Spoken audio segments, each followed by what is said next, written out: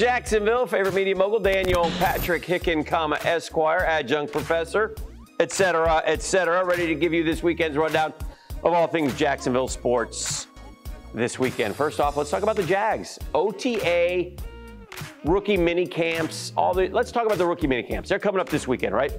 And so, what are we going to see from rookie mini camp? We're not going to see a lot. Here's one thing I want to see: no injuries. If I get no injuries, I'm fine.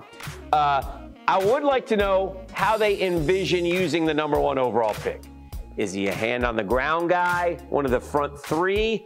Is he going to play outside linebacker? Remember, the Jaguars say that we love his versatility, but we're not going to make him versatile quite yet. We want him to learn one area, and that's smart, I think, because how many times have we watched teams where they'll say, yeah, we probably gave him too much, his head is spinning, et cetera, et cetera. So here's the thing: go get the football.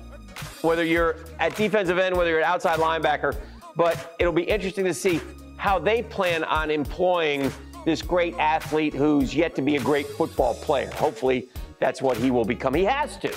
He was the #1 overall pick. So that to me is huge. And then, of course, the other #1 pick, the other first-round pick, Devin Lloyd, we want to see how he's employed. And then, the rest are the rest. Will Fortner be a center? Will he be a guard? All things to be determined, but getting them out on the field, getting them acclimated to NFL life, it's all a good thing. And we'll start there and go from there. And remember, we have some extra time in training camp this year because of the Hall of Fame. We get an extra week. We got an extra preseason game against the Vegas Raiders up there in Canton as we celebrate Tony Baselli. All right, let's talk about the Gators. Finally, I'd asked for it. I got it. I got a guy from IMG, which is huge. I got a 4-star. I love that. Najee Harris, I think is how you say his name. He's a big offensive tackle. Great.